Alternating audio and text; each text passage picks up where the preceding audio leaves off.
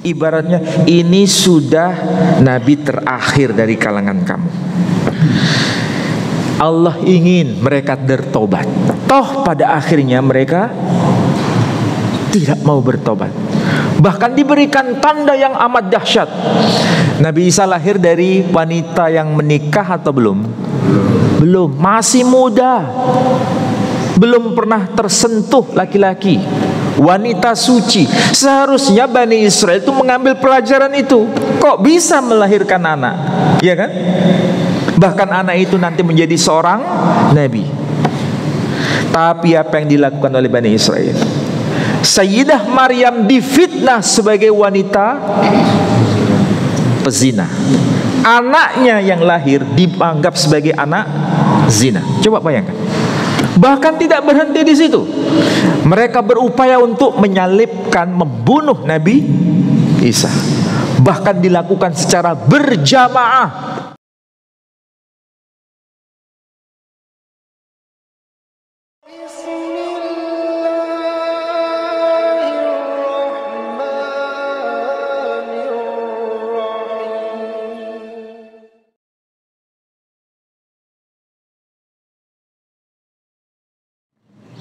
Jadi sekali lagi Bapak Ibu sekalian, dosa berjamaah itu efeknya luar biasa. Dan itu menyebabkan Allah tidak berkenan kepada Bani Israel. Ini dosa pertama.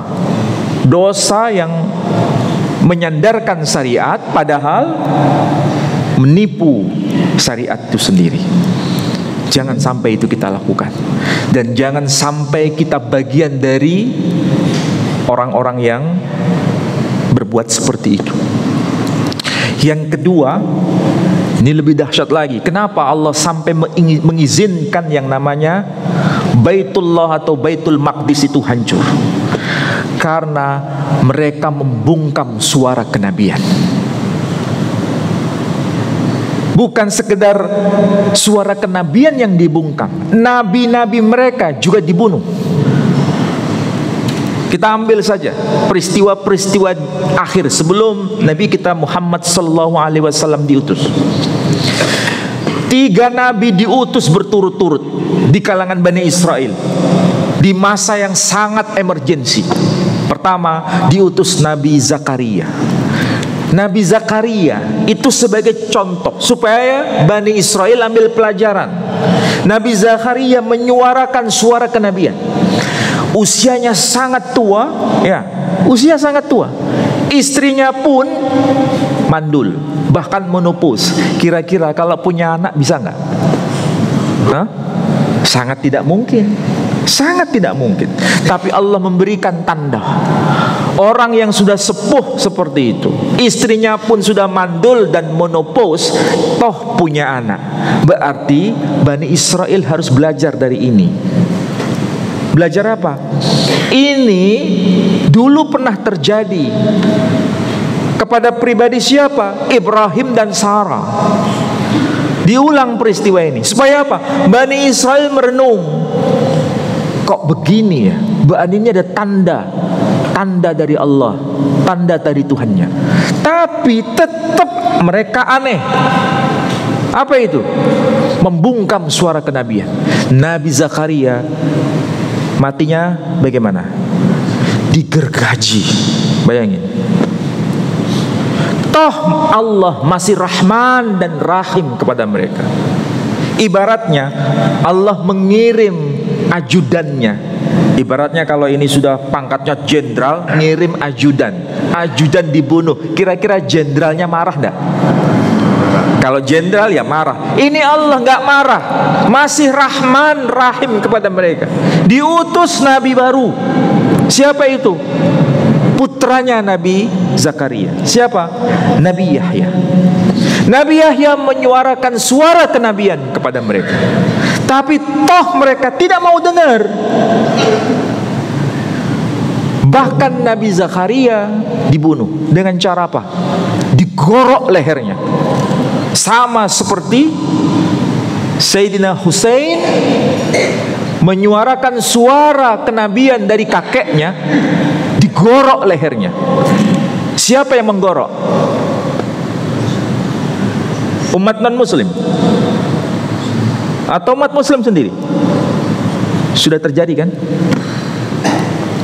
Membungkam suara kenabian, dipenggal kepalanya. Allah masih Rahman Rahim. Diutus nabi baru lagi, siapa? Nabi Isa. Dari diutusnya Nabi Isa ini, ibaratnya ini sudah nabi terakhir dari kalangan kamu. Allah ingin mereka bertobat. Toh pada akhirnya mereka tidak mau bertobat.